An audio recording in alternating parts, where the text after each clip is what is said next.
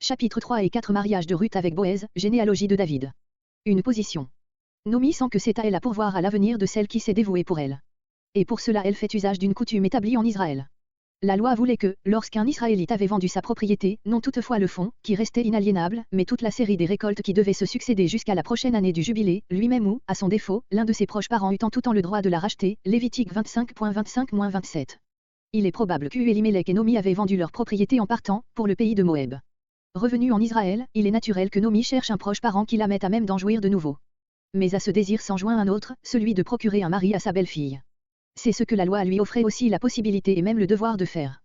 La loi voulait qu'une veuve restée sans enfant devint la femme du frère de son mari défunt, afin que le premier enfant mâle naissant de cette union perpétuât la famille de celui-ci, qui sans cela se serait éteinte, Deutéronome 25.5-6.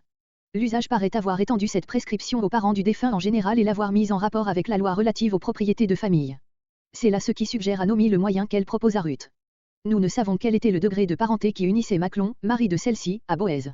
Elle ne pouvait guère ignorer qu'il exista un parent plus rapproché, mais la bienveillance que Boaz avait témoignée à Ruth lui faisait penser que c'était lui, plutôt que l'autre, que la Providence avait choisi pour son Goël, c'est le nom hébreu donné à celui qui avait le droit de mariage ou de rachat. Verset 2. En Palestine les aires sont encore aujourd'hui établies en plein air. Elles consistent en une place unie affectant la forme d'un cercle de 15 mètres de diamètre environ, dont le sol a été fortement foulé et durci.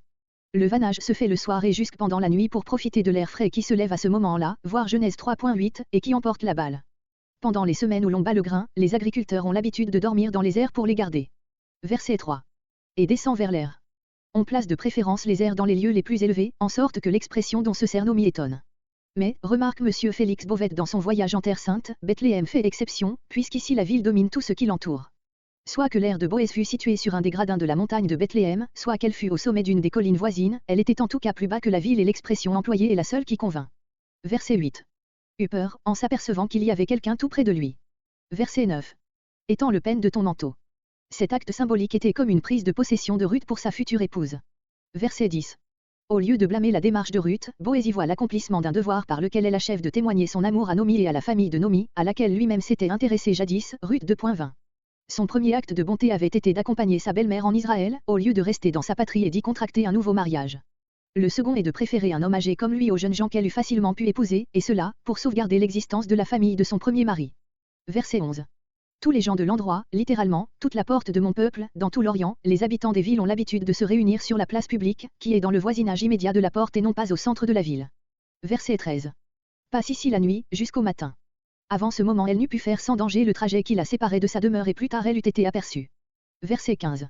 6 mesures d'orge, non pas 6 épha, ce qui eût été une charge beaucoup trop considérable, Ruth 2.17, mais 6 épha, 2 épha, ou 6 homers, un peu plus d'un demi-épha, ou 12 litres. Verset 16. Qu'as-tu fait? Littéralement, qui toi? En quelle qualité reviens-tu?